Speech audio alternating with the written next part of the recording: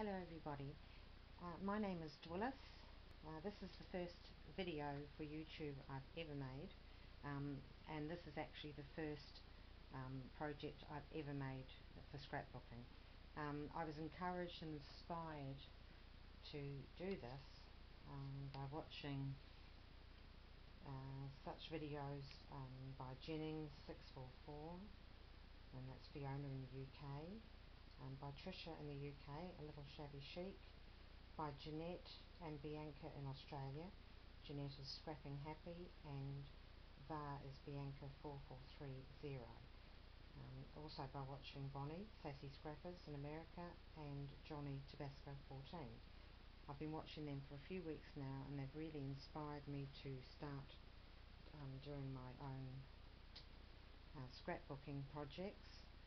I've been a quilter for many years, and I just decided I wanted to do something new. So I've been watching Fiona's videos recently and saw that she was doing a competition for various themes, various seasons, and we could do it in whatever style that we wanted to do. I've decided to do mine, I guess it's Shabby Chic, but I don't know because I've never actually done anything before like that. I guess it's not vintage, it's not steampunk, so I'm going to call it Shabby Chic. So please bear with me, because as I said, this is actually the first project I've ever done in scrapbooking, and I hope you enjoy it. Okay, firstly I chose to do a winter theme, just because we're actually in winter over here in New Zealand, although we've had a very mild winter. But we don't always have mild winters, so I chose to do that. I thought it would give me some nice colours to work with, away from pinks and creams, which a lot of people are using. I just thought that my first project perhaps should be a little bit different, to establish my own style. So I've used a lot of my own handmade flowers by following Fiona Jennings 644 tutorials. These are her just normal gathered flowers into a circle and with bling centres. So these are sort of a georgette or organza fabric. This is the same one. I've just put, this is an acrylic centre, which I believe Garden Grove, which is Annie. I'm pretty sure that they came from her. I've got a little artificial flower tucked in the back here, which I put a little pearl centre in. Down here on the image, I found this image on internet and had it put onto fabric in my local craft shop. I was very pleased with the way it came out. It's had the blues I wanted, and it had the the creams, very rich creams, almost going into lemon tones, which I thought were rather nice. I started the project off first by putting a backing from an old tablecloth damask, which I thought would rather represent snow in the winter. It's on, you can just see a little bit of it up here now. It's very pretty, so I didn't want to cover it all up. That corner uncovered so that you could see the backing. So that was my basis. I sewed the background like a pillow slip almost, and put some wadding into it from my quilting days, polyester wadding, which gave it, I put a double layer feel. Onto that I put a vintage oval shaped doily that I got from my local vintage shop, antique shop I should say. It's in a cream tone, so I thought that went rather nice to show against the white, stark white background of the damask tablecloth fabric. Now that actually goes, it is in an oval shape, but it's actually got more shape to it. So it comes from up here, it goes right down to, there's just a little hint of it down under here. You can't see it there, but you can see it still under there. So again, I wanted to leave the shape of that so that it does show a little bit under all the fabric. under all the embellishments. On top of that, well, I added this ruffle frill. This came off a 1960 ball gown that I found in a what we call op shops over here. I believe they're called thrift shops in America and charity shops in the UK. So I found this. It was in pink and it was in this white with silver trim on it. I cut it up a long time ago, way before I ever considered doing scrapbooking, and I just kind of kept it and thought I might use it for something one day. And I thought this would be ideal because, again, it gives it that wintry feel. It's kind of like a shimmery organza. It's got the silver edging. It's also got more frill here where it attached to the skirt of the ball gown. So that went all round. I decided not to put it up the top because I didn't want to cover the hanger. That part of the competition was that we made our own hangers, so I didn't want to cover that up by more of this frill. So I just put it on the three sides, brought it round here. Over top of that I cut up a circular doily, again a vintage doily. I thought this was rather nice. It's white, so again the impression of snow in the winter. It's got small little flowers coming off the edge, which is rather unusual, and I thought they sort of resembled snowflakes, if with a great big stretch of the imagination. But that's what they resembled to me. Originally I had planned to put half here and half up there, but then I was fiddling around with the layout and I decided that I'd put both halves down here. So I angled them, so that's the two halves going across there. Having put that down, I then popped the image, the little girl or young lady image on top, and I surrounded her in a frame of, so here's some of the oval shaped doily, the vintage one down there. This is, I can't remember where I got it off one of the Etsy shops, but I just can't remember which one I got it from. It actually reminded me of icicles, so that's why I use that. It's in a beautiful cream colour. It's almost like a Venice lace. Very, very pretty, but it's a very slight shimmer to it. So I put that around all four sides of the image. And on three corners I put these silver corner pieces. There's one tucked away here under the little flower, which you can probably just see tucked away under there. Maybe not, but it is under there. I put it on the three corners only because obviously I put something else over this corner. I deliberately didn't tone it down.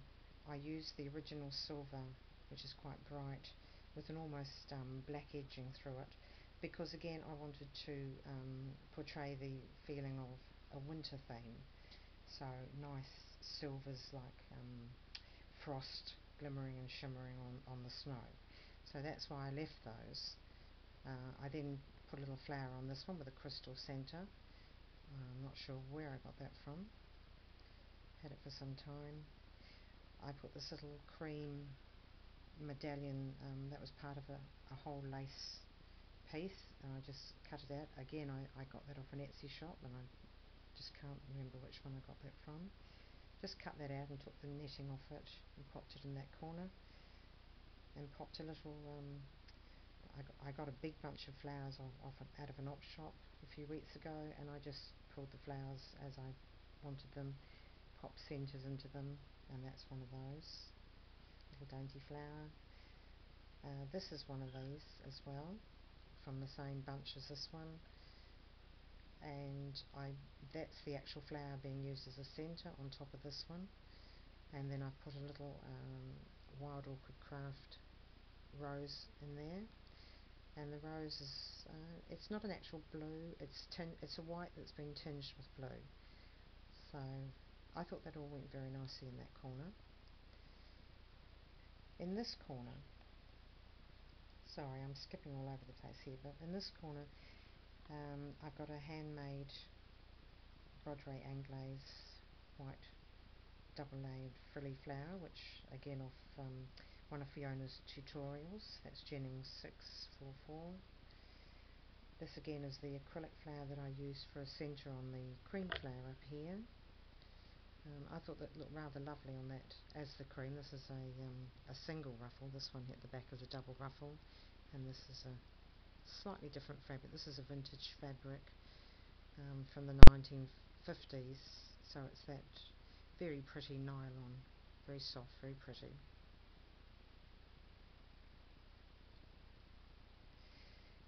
Over here I've got, I wanted to just introduce a touch of pastel lemon to pick up the kind of touch of pastel lemon in the girl's bonnet, the young woman's bonnet, and the feather, ostrich feathers, and in her muff and in her dress.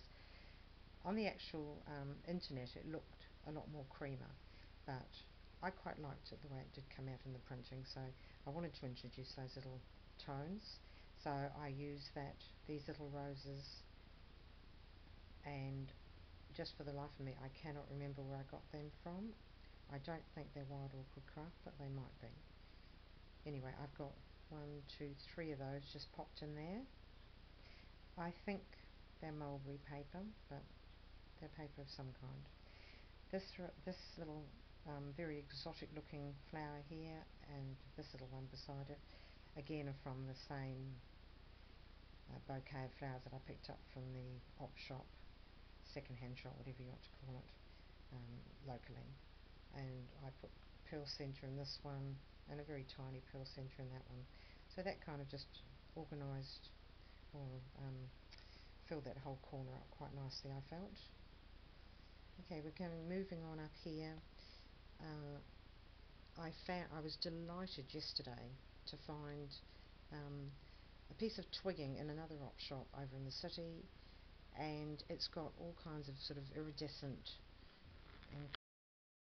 crystal blobs on it, is what I call them, and brown branches. So it was rather tall. I cut bits off it and I just played around to see where I could put it, and I thought it went excellent up there. And then I thought, well, you know, I'd quite like to put a little bit of colour into it as well, so I added some true blue Wild Orchid Craft roses, just dotted them over there, which I felt sort of tied it all together. On top of that I put a lovely little very blingy butterfly, white with silver. I got that from almost like a $2 shop, I guess you'd call it. It was $2 for 3 in the packet. So I was very pleased with that, because it sort of gave me the wintry look I wanted, with the little bit of sparkle and the glitter and the bling. So I was happy with that one. I like the placement of that. Okay, so we're going to get to the hanger now. I'm just going to move this down.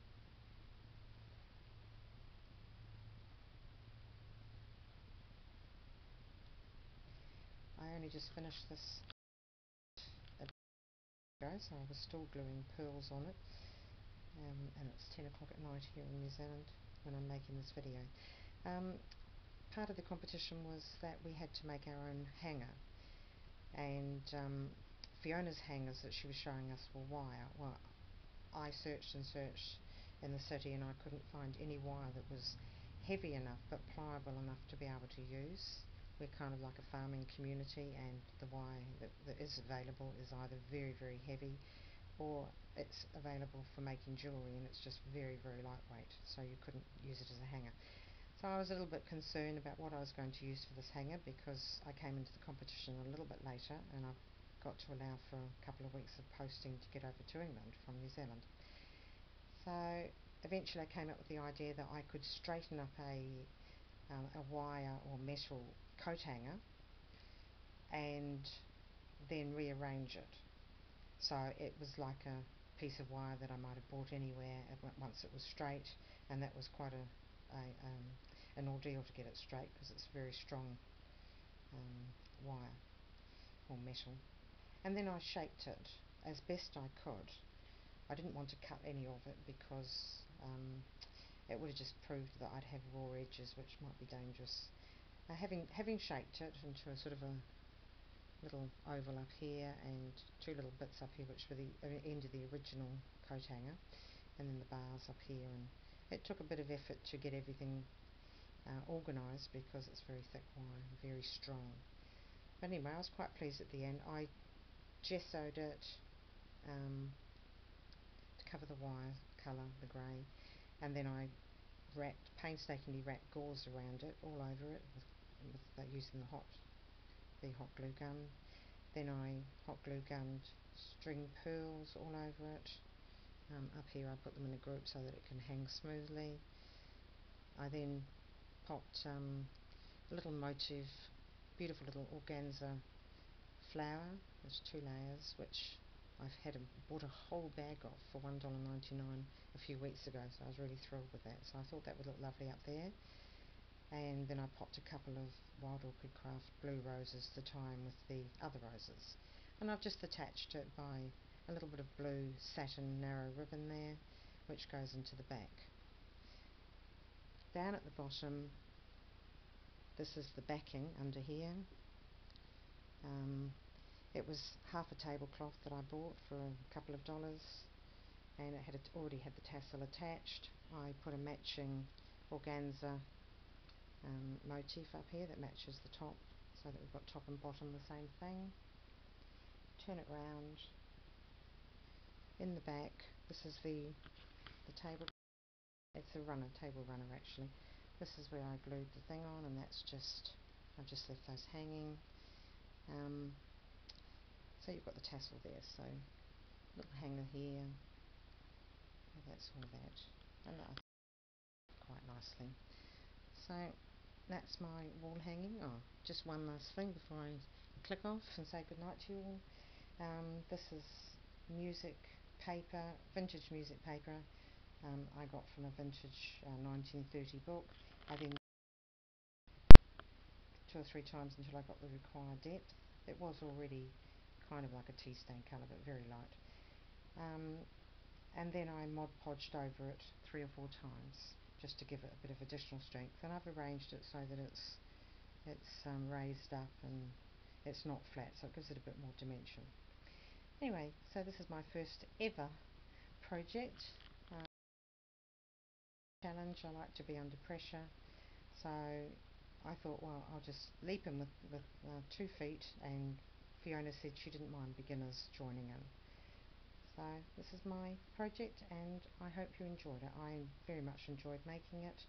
I hope you enjoyed watching it. Thank you, and good night.